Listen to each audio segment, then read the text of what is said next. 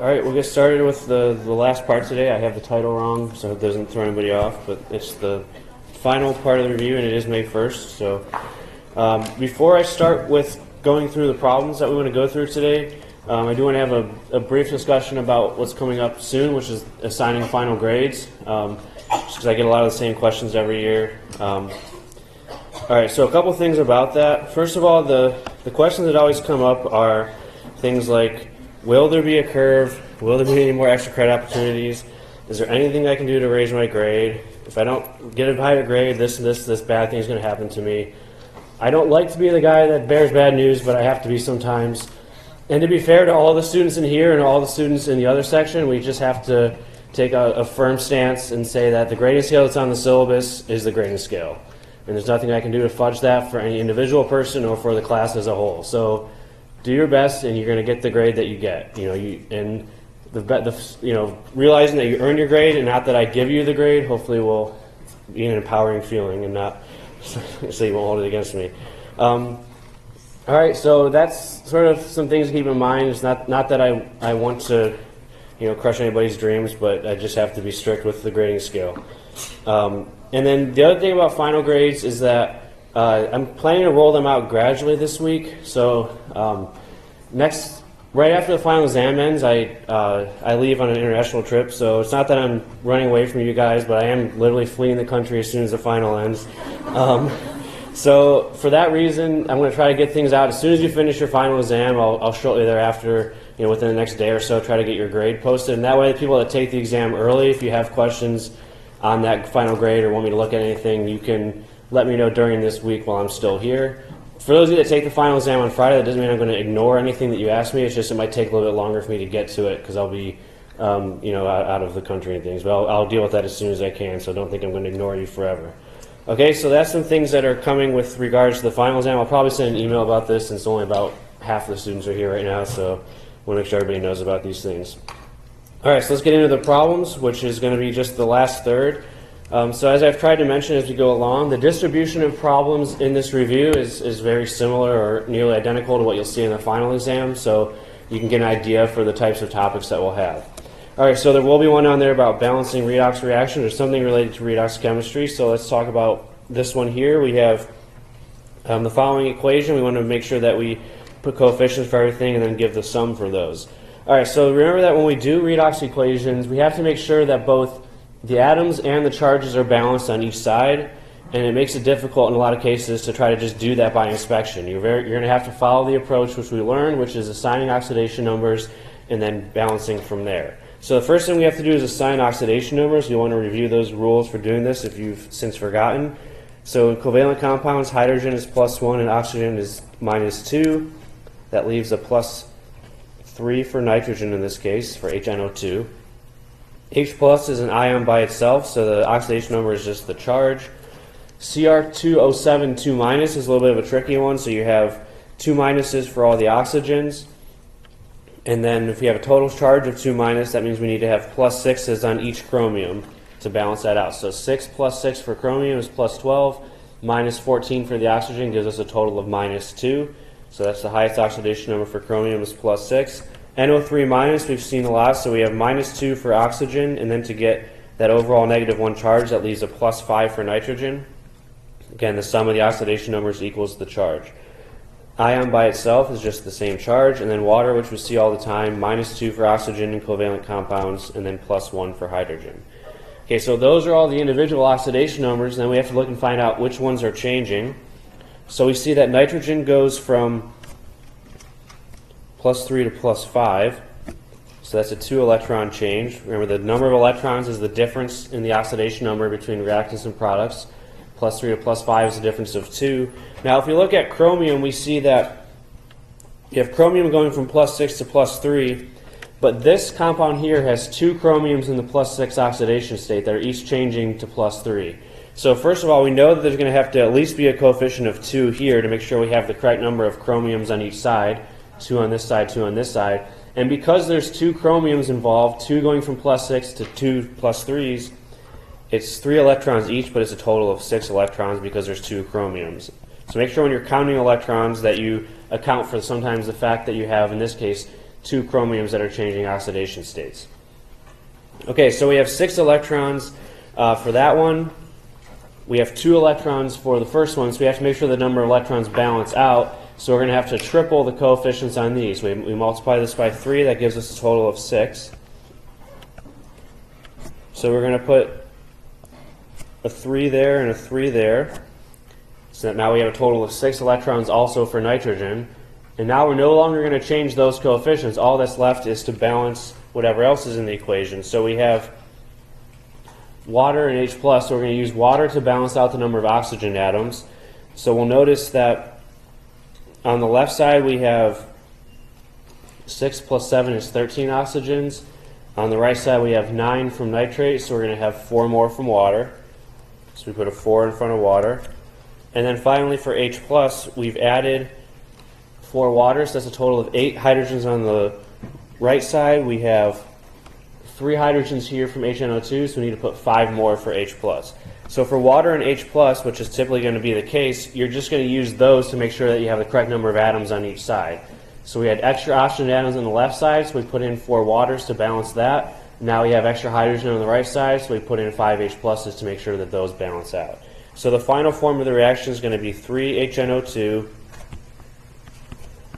plus 5H plus Cr2O7 2 minus goes to 3 NO3 minus plus 2 chromium 3 plus and 4 waters.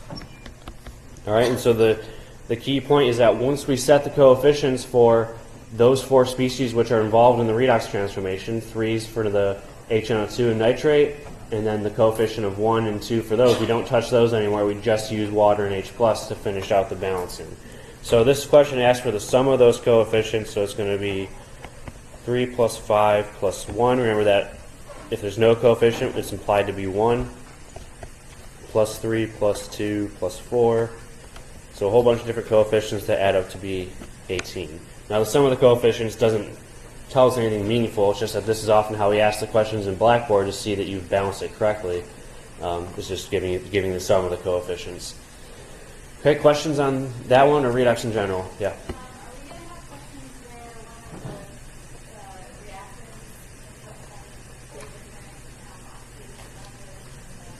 Possibly, yes. So she was asking about a situation we've seen a few times where we have, let's say, it happens a lot with nitrate, like HNO3, for example. You'd have HNO3 on the reactant side, which would have an oxidation number of +5 for nitrogen.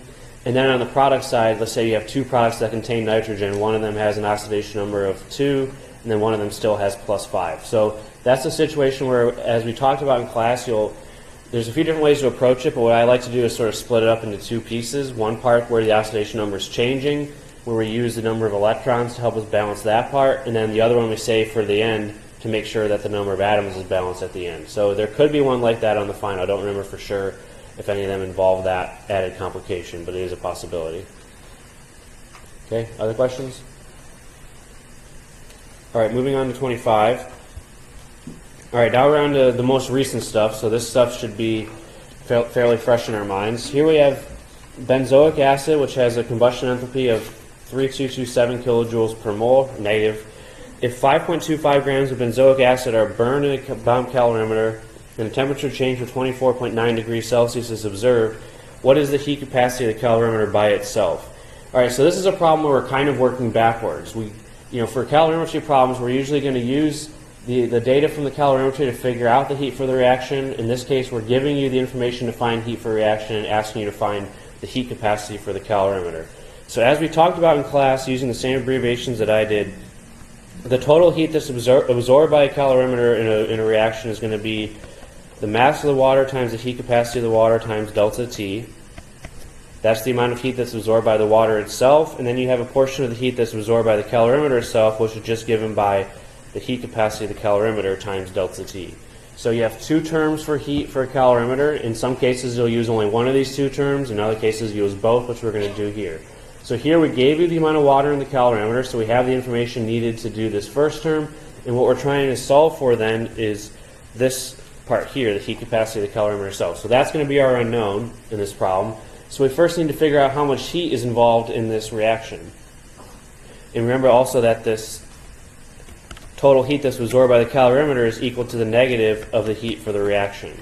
So if we know the heat for the reaction, then the heat for the calorimeter is just the opposite of that. So that's what we're going to find first.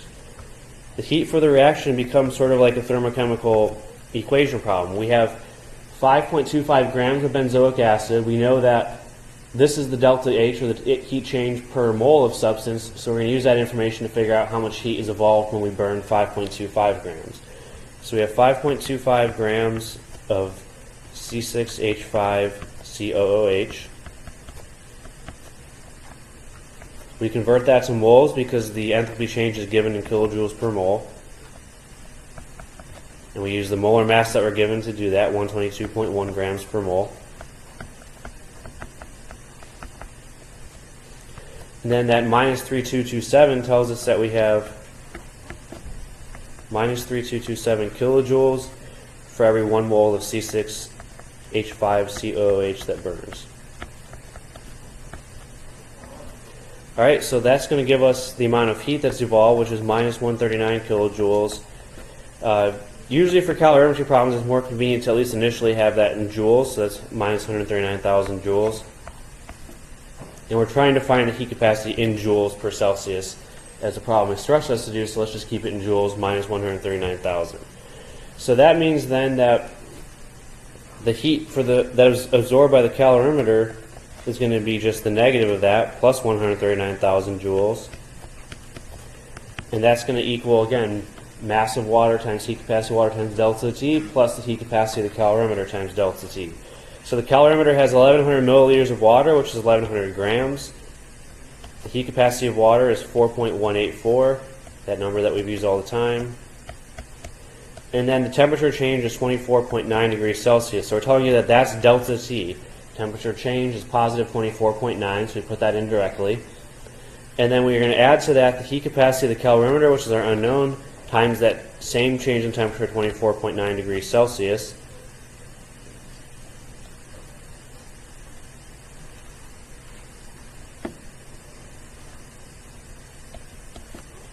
Alright, and then we're going to use this equation to solve for the heat capacity, which comes out to 979.9 joules per degree Celsius. And the number we would enter in would just be that number there. Alright, so we make sure the units are correct. We want it in joules, so that our heat needs to be in joules. And then this is going to be in joules per degree Celsius once we solve for it. Alright, questions on that one. It's a pretty standard calorimetry problem, but we're working backwards now to find this as an unknown, whereas in many problems this would be one of the given pieces of information. Alright, questions on that? Alright, number 26 then. Alright, this is another topic we talked a lot about in Chapter 7, which is using known delta H values to calculate an unknown delta H. And so the way we do that is we figure out how to combine these three equations, or two of these three, depending on how many we actually need, to get this overall chemical equation, and then that'll allow us to then calculate delta H. So this is what we call Hess's Law. So what we do is we look at our chemical equation that has an unknown delta H, and we find reactants and products that only appear once down here. Alright, so we notice that this reaction has 3 H2s as a product, but we have H2 that appears in multiple places down here, so we don't want to use hydrogen. But if we take this first equation here, which has 2 NH3s as a product, we want to have NH3 as a reactant up here, so we're going to take minus 1/2 that. So we're going to flip this reaction, and we're going to multiply it by half, such that this NH3 becomes a reactant and has a coefficient of 1. So we look for things that only appear once. NH3 only appears in the first equation, so if we take minus 1/2 times that first equation, we're going to move this NH3 from products to reactants, and it's going to have a coefficient of 1, exactly like we want in the unknown reaction. So it's going to become NH3 goes to 1/2 N2 plus 3/2 H2. The delta H, if we flip it and divide it by 2, is going to be minus 1/2 times the first delta H value. So we're going to take this value here, flip the sign, and divide by 2, so we get a positive 45.9 kilojoules when we modify it in that way. Alright, our second equation here has CH4 as a product. We want CH4 as a reactant. This is the only place that CH4 appears in the given reactions. So we're going to take this one and we're just going to flip it to make CH4 from a product into a reactant. So we take the inverse of the second equation, which becomes CH4 going to C plus 2 H2s.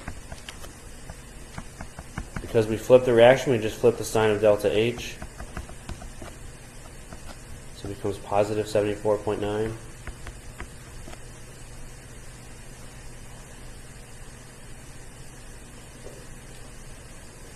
And then finally, the last thing we're going to do is figure out how to use equation 3. So equation 3 has 2 HCNs as a product. Here we want to have 1 HCN as a product, so we're going to just take 1/2 times the third equation. Alright, so that becomes 1/2 H2 plus carbon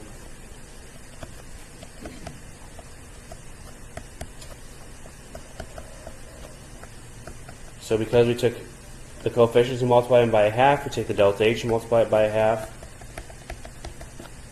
So that becomes 135.2 kilojoules. So those are the modified chemical equations with their modified delta H values.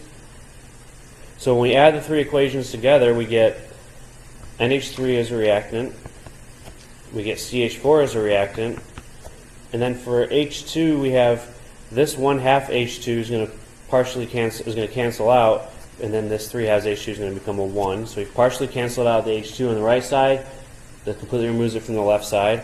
And then this carbon here that's a reactant in this equation is a product in equation 2, so that one cancels out as well. And then on the product side we have 1/2 N2 plus 1/2 N2 is I mess something up here?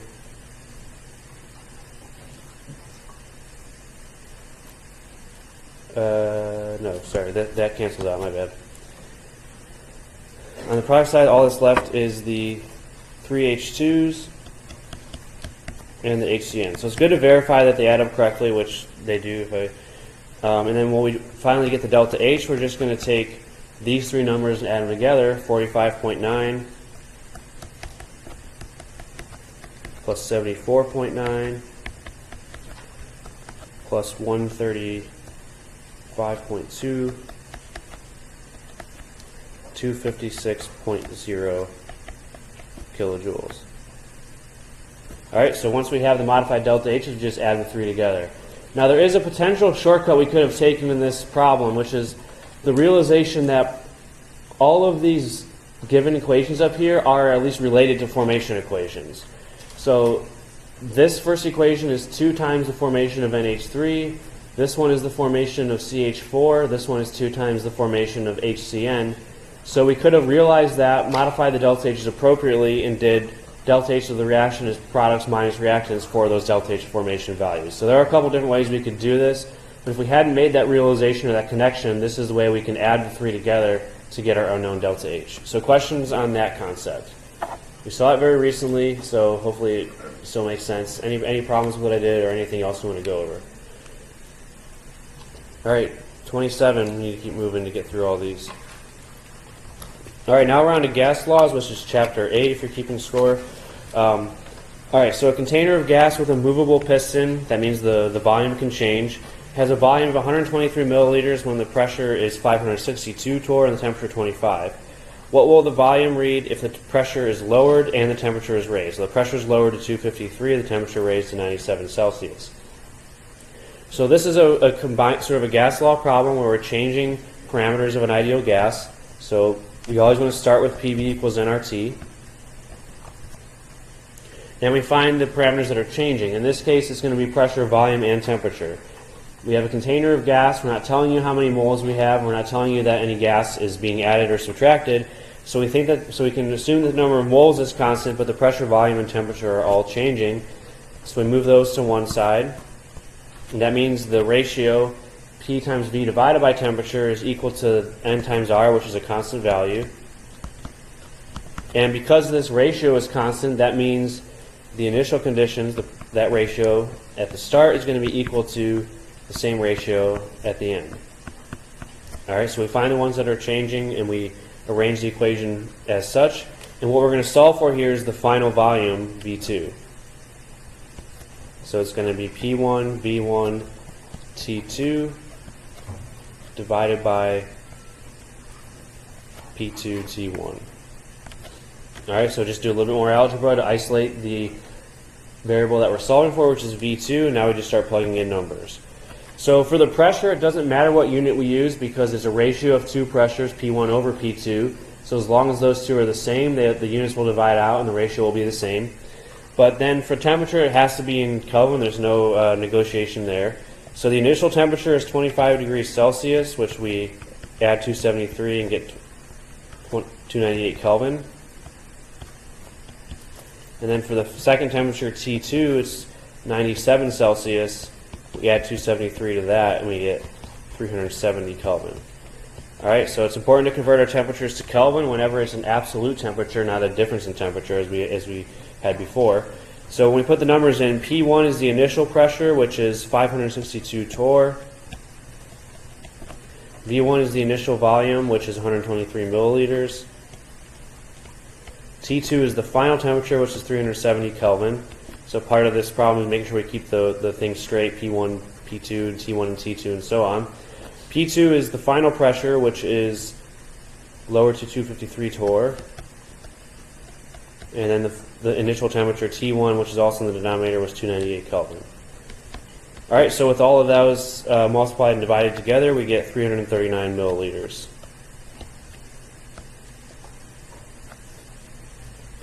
All right, so the units don't change because we still have this milliliters here from the initial volume that we put in. And that just comes out to 339. So all these different changes are going to result in us pretty much tripling the volume from 123 to 339. Okay, questions on that one?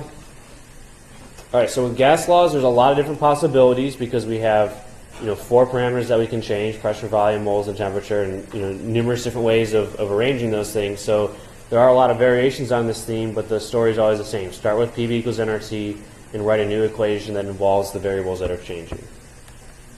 Okay. All right, number 28 deals with calculating density of a gas. So a couple things here to realize.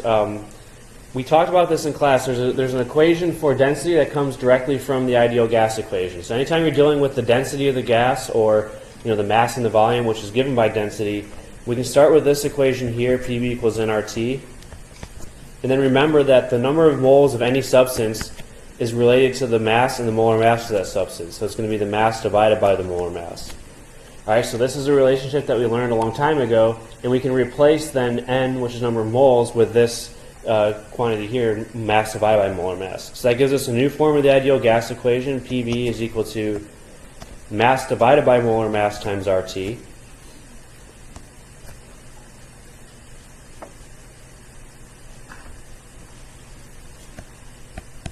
So if you're dealing with the mass of an ideal gas, then sometimes this form of the equation could be helpful. And then if we want to solve for density, density is mass divided by volume. So we take mass and volume over to one side of the equation, and we just do a little bit of algebra to rearrange it, and we get pressure times molar mass over RT. All right, so this is a helpful equation to remember, although again it comes directly from the ideal gas equation, so as long as you can remember how to derive it, you always have it available. So this is the form of the equation we're going to use whenever we want to calculate the density of an ideal gas. Pressure times molar mass divided by RT. So when we're at STP, remember that means that we have a pressure of 1 atmosphere and a temperature of 273 Kelvin. We need the molar mass of our gas as well. So for SO2, it's going to be 32.07 for sulfur, plus 2 times 16 for oxygen. So we get about a 64.07 grams per mole for SO2. And so now we just put the numbers in. The density is going to be the pressure, which is 1 atmosphere, molar mass, which is 64.07 grams per mole, and then RT at the bottom. R is the universal gas constant, 0.0821. Which is on the periodic table, or on your periodic table, not the periodic table. And then temperature is 273 Kelvin for STP. All right, so what we end up with is 2.858,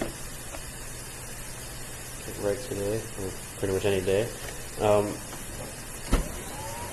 2.858 grams per liter. So the units are also something to be a little bit careful about here. It's grams per liter because the molar mass is grams per mole, and then R is in liter atmosphere, so you end up with grams per liter when you cancel all the rest of the units.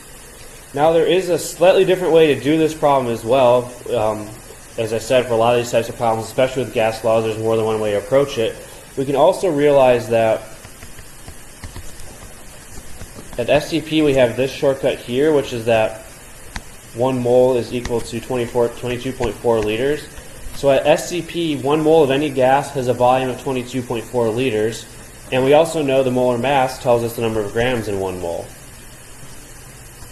So if we assume 1 mole of gas at SCP, then the molar mass, the density just becomes that mass, 64.07 grams per mole, divided by 22.4 liters per mole. So 1 mole has a mass of 64.07 grams and also a volume of 22.4 liters for any ideal gas at SCP. Only under those conditions does this work, and that gives us the same number, 2.858 grams per liter.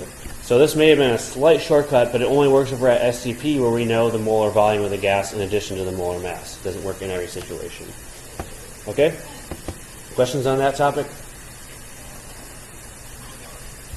All right, on to number 29. All right, so this deals with what we call the kinetic molecular theory of gases, which is information at the molecular level about the motion of gas molecules and what gives rise to pressure and all those different things. So one aspect of that is effusion and diffusion, which is the rate at which a gas either leaks or moves through space. Now there are some conceptual questions dealing with kinetic molecular theory, so you'll want to review those topics from a conceptual standpoint as well. But the one major type of problem involves this equation for effusion and diffusion. Okay, so we have here a 1.5 mole sample of CO2 effuses in 13.3 minutes. How long would it take a sample of iodine vapor to effuse under the same conditions? All right, so it's important to realize iodine refers to I2. Standard state of iodine is diatomic. We want to know how long that would take to effuse under the same conditions. So remember that for this concept, there's two equations that are closely related to each other. One of them deals with the rate of effusion, and then one of them deals with how long it takes something to effuse. And those two are inversely related, so you have two different forms of the equation. So we're talking about the time that it takes for something to effuse, the time that it takes for I2 divided by the time that it takes for CO2. Those are the two gases we're considering. That's going to be directly related to the square root ratio of the molar masses. So when we're dealing with time, it's a direct relationship to the square root, so it's going to be the molar mass of I2 divided by the molar mass of CO2. If we were talking about rates of effusion, then we would have to invert one side of this equation because rates are inversely related to molar mass. But if we're talking about time, which is inversely related to rate, that becomes directly related to molar mass in this form of the equation that we're going to use. All right, so we need the molar masses of both of our gases. So the molar mass for I2 is going to be just 2 times the atomic mass, which is 126.9.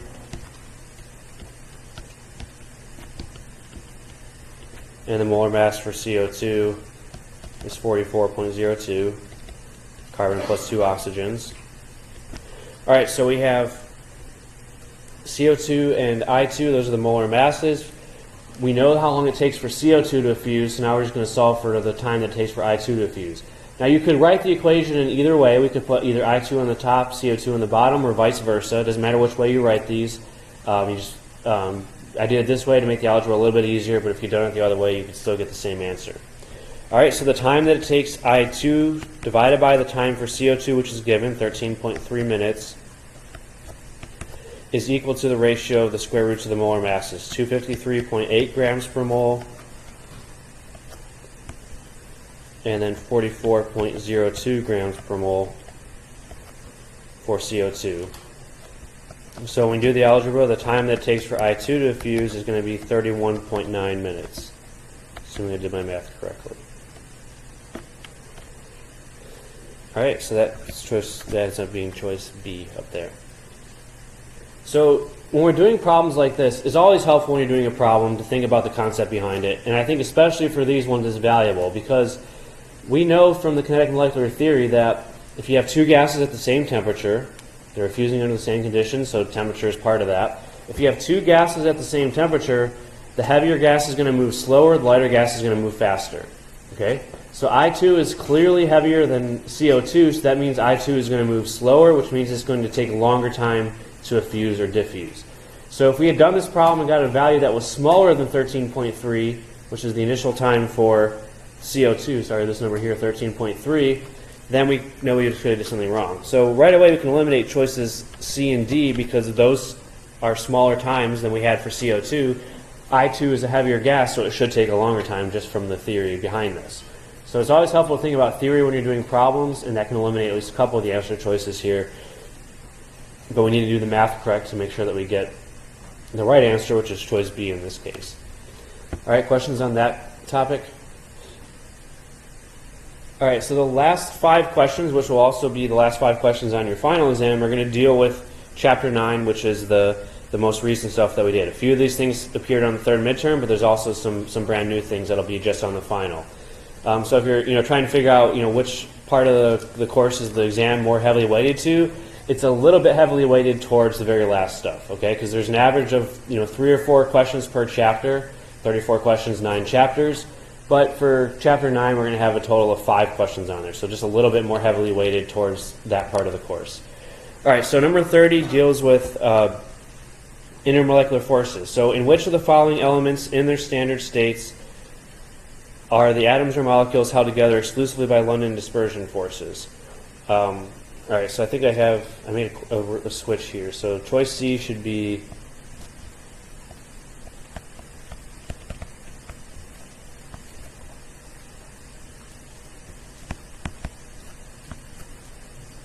sorry, are these the answers that you guys have? I messed this up. Does what I wrote match what you have on your sheet now? No. All right, can somebody tell me what the answer choices are? I made a switch on this at the last minute because I didn't like how this was worded, and then I guess I forgot to switch it for you guys. Okay, let's get rid of the answer choices and write the... All right, what do you guys have? Oh, you have exactly what I have here. See, my notes didn't match, and then I get all flustered. Cause I don't really know what I'm doing. I'm just a robot that looks at the notes and then puts them on here. So if there's a disconnect between the two, I have a glitch, and then I can't operate. Okay, so this is what you guys have. Good. All right, so we have carbon, sodium, gold, and sulfur, or all of these. So we want to know which of these elements are the atoms or molecules held together exclusively by London dispersion forces. Okay, so carbon, we have to think of the standard states for all of these. All right, so carbon is graphite. That's the standard state for carbon. And then what kind of solid is that? So graphite is a solid, and what kind of solid would it be? Network, okay? So graphite's a network solid. And whenever you have a network covalent solid, the strongest forces that are responsible for holding the atoms together are covalent bonds. All right, so that's not to say that there aren't London dispersion forces that are involved, but we're thinking about which ones are London dispersion forces the only forces. This would not be it because graphite has covalent bonds. All right, the next one is sodium B. Sodium is clearly a metal. It's on the left side of the periodic table. Whenever you have a metal, it's in some ways similar to a network covalent solid, but this time we have metallic bonds, not covalent bonds, a little bit different. They're more delocalized. But here we have metallic bonds that are holding the atoms together, so it's not just London dispersion forces. And remember, the forces that hold the atoms and molecules together are largely responsible for a lot of the properties we see. So the reason that metals tend to have fairly high melting points and boiling points is because you have these relatively strong metallic bonds. Choice C, gold, is also a metal. So even though it's a transition metal, not a main group metal, it's still expected to have metallic bonds being the most important force for holding the atoms together. And then finally for D, which is sulfur, the standard state for sulfur is S8. So this is considered a molecular solid.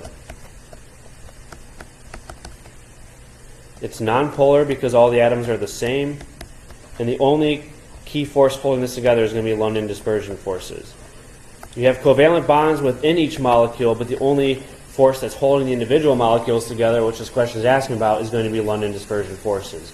So for any molecular solid, all the polyatomic elements are included in that. So you have I2, S8, all those polyatomic atomic solids. Those are going to be molecular solids, and they're held together exclusively by London dispersion forces. All right, so S8 is a solid, which means that's going to be the one where the only force holding those together is London dispersion. All right, any questions on that? All right, they may not have been the world's best question, but we got through it. All right, number 31. Here we're dealing with band theory, which we did not ask you about on the midterm, but could be on the final. So we're talking about which of the following statements is false. We're comparing band gaps for silicon, aluminum, and things like that.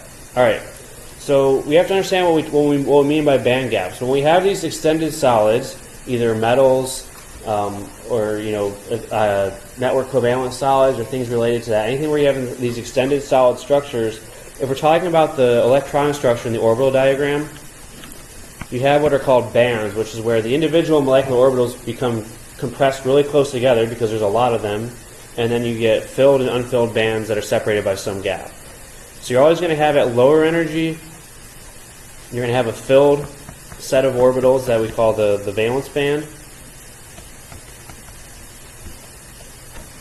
and then you're going to have a set of unfilled orbitals as a separate band that we call the conduction band. And then the distance between them in energy is what we call the band gap. And the band gap determines the key conductivity properties especially. So metals have extremely small or essentially no band gap, so the electrons can move freely between the filled and the unfilled orbitals. Semiconductors, which are things like silicon and germanium, those a few of those network solids that we talked about, those ones have sort of intermediate gaps where there's a relatively small gap between them, so at least at certain temperatures the electrons can conduct freely. And then finally, most nonmetals, or things that are insulators, are going to have a large band gap. So things like diamond, as an example, has a large band gap, and it's going to be an insulator because the electrons cannot freely move throughout those. So that's what we mean by band gap. So if we're comparing the band gap of silicon and aluminum, we need to think about what types of substances they are. So as we said, silicon is a semiconductor. It's one of those metalloid elements, and those tend to be the ones that have semiconductor properties. Aluminum is a metal. Remember, that's one we've talked about a few times now in this exam review. Aluminum is here. It's close to silicon, but it's to the left, and it's to the left of the staircase, so it's definitely a metal. So when you're comparing a metal to a semiconductor, silicon is a semiconductor, aluminum is a metal. The semiconductor should have the larger band gap. Choice 1 says silicon has a larger band gap than aluminum, so that one's definitely true. Okay, because silicon is a semiconductor, aluminum is a metal, the semiconductor should have a larger band gap. Number 2 deals with doping of semiconductors, which is another topic we talked about. Silicon doped with phosphorus would be a p-type semiconductor. So we talked about that one way to make semiconductors better is to add in a little bit of another element that has a different number of valence electrons. So when deciding whether something is p-typed or n-type, we need to figure out how many valence electrons the core element has, which is silicon, as well as how many valence electrons the dopant has, which in this case is phosphorus. All right, so silicon and phosphorus. Silicon is in group 4 of the periodic table, so it has 4 valence electrons. Phosphorus is in group 5, so it has 5 valence electrons. All right, so silicon is 4. Phosphorus is 5. So if we dope with extra valence electrons, we have to remember the terminology here. What's going to happen is we're going to have some additional electrons that go into the conduction band, or at least close to the conduction band. We call that n-type semiconductor. All right, p-type is when we have less valence electrons in the dopant. N-type is when we have more. So this one's going to be false because silicon with phosphorus would be expected to be an n-type, not a p-type. All right, and then finally, choice 3. The conductivity of silicon increases with temperature. This is a property that's true of all semiconductors. All right, so one of the key differences between the properties of semiconductors and metals is that for semiconductors, the conductivity increases when the temperature increases. All right, so conductivity goes up whenever temperature goes up for semiconductors. So that one is also going to be true. So here, if we're looking for the false statement, the only one that's false is number 2. For metals, it's the opposite. For metals, the conductivity goes down when the temperature goes up. It's kind of a complicated explanation, so we're not going to go into the details of that. But for semiconductors, when you raise the temperature, you have more electrons that have enough energy to hop over the band gap, and that's why the conductivity of semiconductors goes up. For metals, they go down. It's sort of the opposite phenomenon, but for a different reason. All right, any questions on the topics we talked about here? Band gaps, semiconductors, things like that. Yeah. So P-type and N-type is when you take a native semiconductor like silicon and you add in another element in a small portion that has a different number of valence electrons. So phosphorus and silicon have different numbers of valence electrons. So when you add in phosphorus, in silicon, this band is going to be filled, so you're adding in some extra electrons that have to then go into another band that's very close to the valence band up here. So it's changing the electronic structure of the solid, which changes the conductivity properties. And when you add in extra valence electrons, this one has 5 instead of 4, we call that N-type.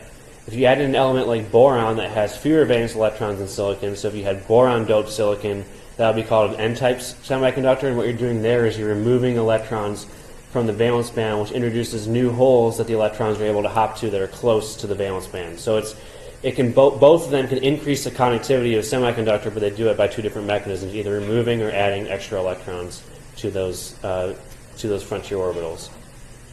Okay? P-type and N-type.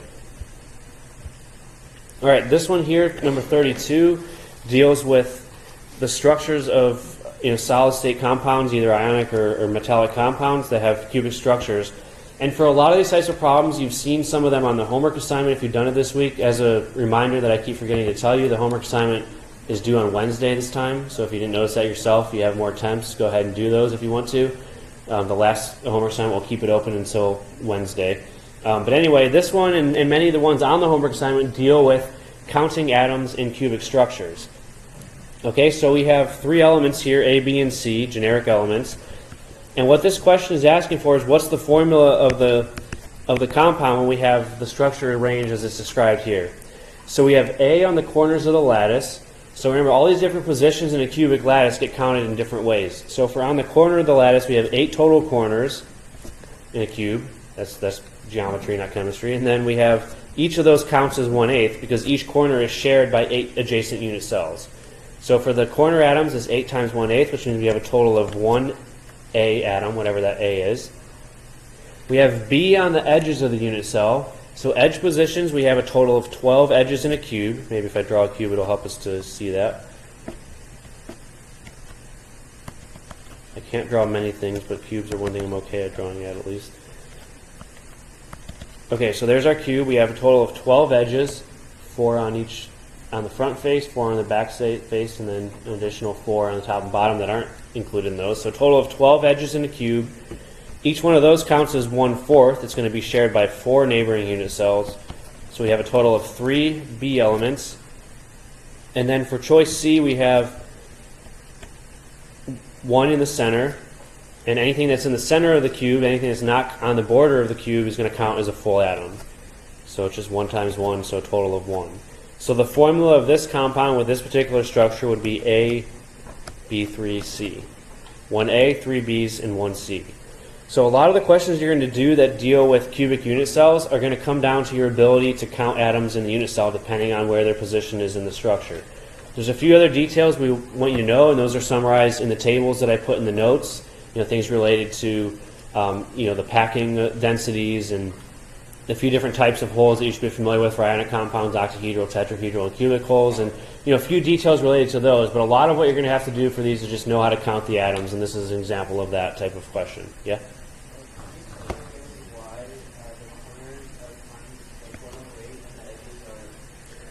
So when we form a cubic structure, we're taking these cubic unit cells and we're stacking them in all directions. So imagine that you're stacking blocks forever and ever. So if you have a corner position, if we think about sort of a top view of the structure, you have a corner position there where we're looking sort of at the top. You're going to have 4 cubes that are in the board that share that one, and then 4 cubes that come out of the board that are sharing that one, so a total of 8. So it's in a plane, and there's going to be unit cells below that plane that is part of, and also unit cells above that plane that is part of. So that's a total of 8. For the edge positions, you would have, if you look at the front face of a cubic unit cell all stacked together, This one's a little bit harder to see. But for an edge position here, you would have, again, sort of the two cubes that are behind it and the two cubes that are in front of it that are sharing that edge. So a total of 4 as you stack them around each other that share one edge position.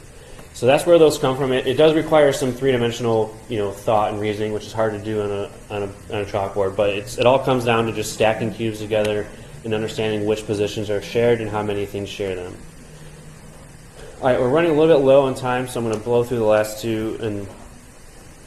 All right, so here we're talking about heat that's required to vaporize water starting at 25 degrees Celsius. All right, so for this one, we're talking about two different processes. We're raising the water to its boiling point. That's going to be what we call segment 1. We're heating the water from where it's starting at 25 degrees Celsius to the boiling point, which is 100 degrees for water. That's the one boiling point we should know is water. So that's the first process. Whenever we're just heating a substance within the same phase, it's just going to be MC delta T. So we have 135 grams of water. It's 135 milliliters, which is 135 grams. Heat capacity is 4.184. And then delta T is going to be going from 25 to 100 degrees Celsius, so 75 degrees Celsius. So that's 42,363 joules, which equals 42.63 kilojoules. We want our answer in kilojoules eventually. So we're going to convert that now. So that's the first segment. And then we want to figure out how much heat is required to boil this water. That's the second part of this process, is boiling the water or vaporizing it.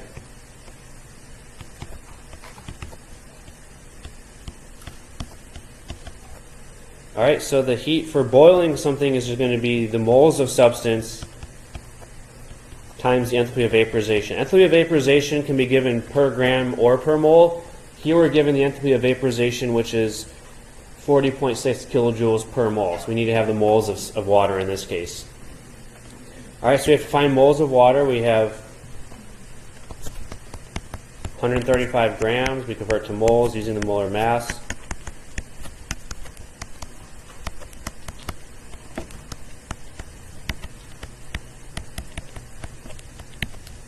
So that's 7.49 moles.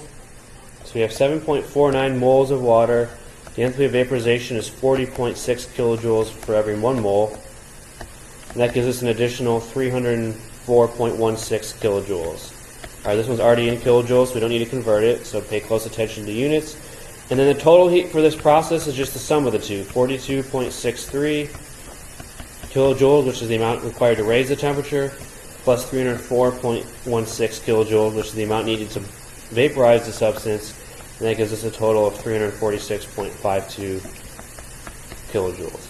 All right, so when it comes to heating substances, we learned two different concepts: heating a substance over a temperature range, which is just MC delta T, and then also a phase change enthalpy, which is required to figure out how much heat is required to either vaporize, melt the substance, and so on. All right, quick questions. We have one more to do, so let's just do it real quick. All right, which of the following concerning the phase diagram below are correct? All right, so we have 4 statements here and a bunch of different points on the phase diagram. So at 200 Kelvin and 1.2 atmospheres, only liquid is present. So if we label the segments of the phase diagram, we have solid on the left, liquid in the middle, gas on the right. If we go to 200 Kelvin and 1.2 atmospheres, we're in the liquid part of the diagram. That's right there. So that's going to be true. And then we have liquid can exist below 0.6 atmospheres as the second statement. To figure that out, we look at the triple point. So the triple point is right here, which is the point where all 3 lines come together.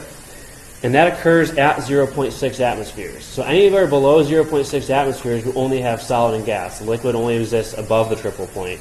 So liquid can exist below 0.6 atmospheres is false. It can only exist above the pressure that corresponds to the triple point.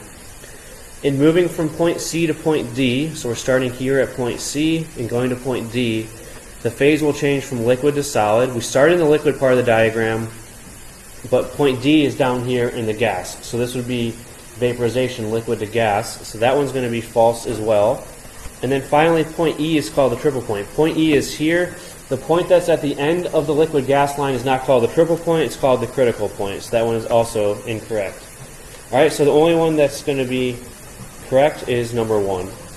All right, that takes us to the end. It's been a pleasure teaching you this semester, and I hope I'll see you this week as you prepare for the final.